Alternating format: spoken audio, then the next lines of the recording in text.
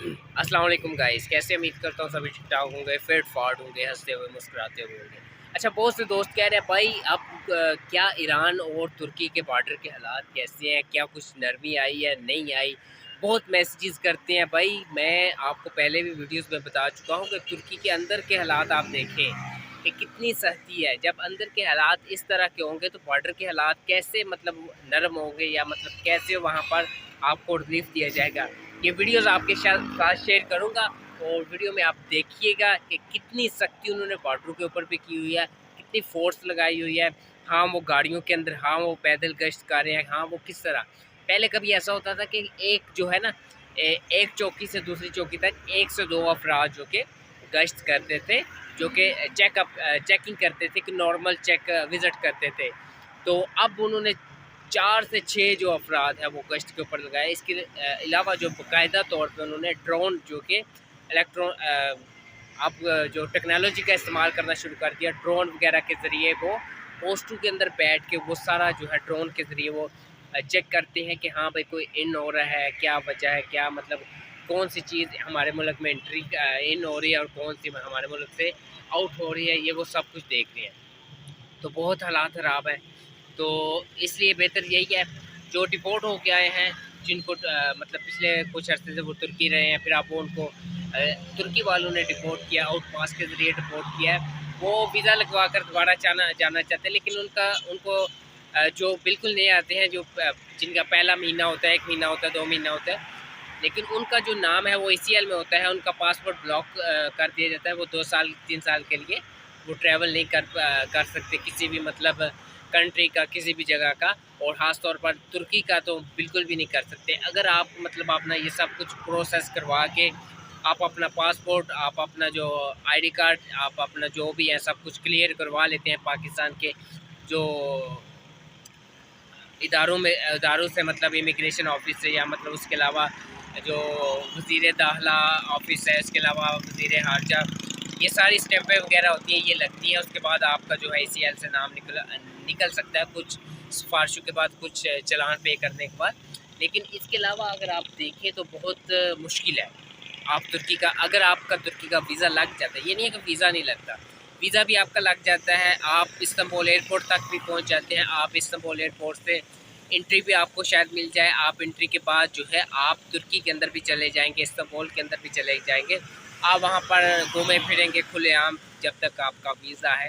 लेकिन अब जब कुछ ही दायरे में जाएंगे, आप अपना DRC अप्लाई करने जाएंगे, आप अपना जो है वहाँ पर रेजिडेंट परमिट जो है जमा करवाना जाएंगे, वर्क परमिट जमा करवाने जाएंगे, तो आप ओवर स्टे के लिए मतलब वहाँ पर जो है स्टे कार्ड लगवाने जाएंगे। तो वहाँ पर आपको क्या होगा, वहाँ पर आपको क्या होगा कि आपका जो है फिंगर्स, जो आपने आउट पास के ऊपर, जो आपने कैप्स के अंदर या एयरपोर्ट के ऊपर आपने फिंगर्स जो है पेस्ट किए हुए हैं, लगाए हुए हैं, वो फिंगर्स आपके सामने आ जाएंगे। तो वो आपको दोबारा से वार्निंग देंगे। अगर वहाँ से आपको वार्निंग ये देंगे कि आप हमारा जितनी देर का आपका वीज़ा है, आप ओवर स्टे नहीं कर सकते, आपका जितनी देर का वीज़ा है, आप वो वीज़ा यहाँ पर मतलब वो डेट एक्सटेंड कर मतलब यहाँ पर सर्व कर सकते हैं। उसके अलावा आगे आपके लिए यहाँ पर रहना गैर कानूनी होगा, हम आपको अरेस्ट करने के अहल होंगे, ये वार्निंग देंगे। उसके बाद क्या होगा, अगर आप दोबारा से फिर भी आप वहाँ से नहीं निकलते, कि आप इसी चक्करों में रहते हैं कि हाँ भाई किसी तरीके में चलो रह लेता हूँ, पकड़ा नहीं जाऊँगा, चलो देखता हूँ कितनी देर नहीं जाऊँगा, तो दोबारा से अगर आप पकड़े जाते हैं तो आपका पासपोर्ट जो है वो ब्लॉक होने का 90% चांस है कि तुर्की आपका पासपोर्ट ब्लॉक कर देगा हमेशा हमेशा के लिए। आप कभी भी फिर तुर्की का ट्रैवल नहीं कर सकेंगे। उसके अलावा अगर देखा जाए तो टैंकी के हालात ये है, मतलब बहुत बुरे हालात हुए पड़े। तो बेहतर यही है कि आप जो है तुर्की से वापस आ रहे हैं, आप अपना वेट करें, तो 1-2 महीना वेट करें। उसके बाद अपना जो पासपोर्ट पे ACL में लगा हुआ है उसको निकलवाएं, और किसी अदर कंट्री का जो है वो आप अप्लाई करें, वीज़ा अप्लाई करें। कुछ अर्सा आप वहाँ पर जाएं। अगर दोबारा कभी आपको जिनकी मौका मिला, या दोबारा आपका बहुत दिल चाहा कि आप तुर्की में जाना चाहेंगे, तो 3-4 साल 5 साल बाद आप किसी और कंट्री में लगाएं, अपना मुस्तकबिल बेहतर बनाएं। अगर आपका मतलब फिर विज़िट करने का दिल किया, आप विज़िट कर आएँगे, जाकर लीगल तरीके से अप्लाई करके आप जाएँ तुर्की में। और वहाँ पर जाकर आपको दोबारा अगर जॉब सेटअप मिलता है तो आप कर सकते हैं।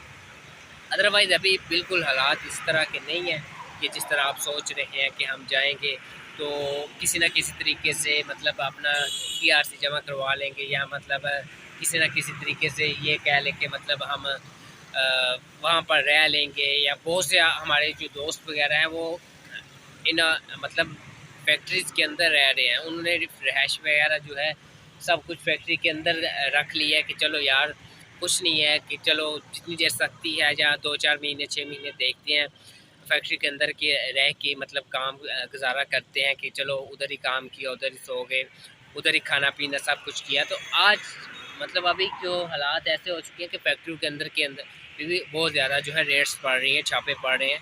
तो वहाँ से भी बहुत ज़्यादा लड़के उठाए गए हैं। 2023 से लेकर अब तक बहुत ज़्यादा पाकिस्तानी को डिपोर्ट किया। मेरे पास अभी कंफर्म जो है वो अकाउंटिंग नहीं है कि कितने मतलब कितनी तादाद है पाकिस्तानियों की, कितनी अफ़गानियों की और कितनी सूरिया की, जो कि इस साल हाल अभी जुलाई जो है जुलाई एंड होने वाला है, तो जुलाई तक कभी तक की होगी है।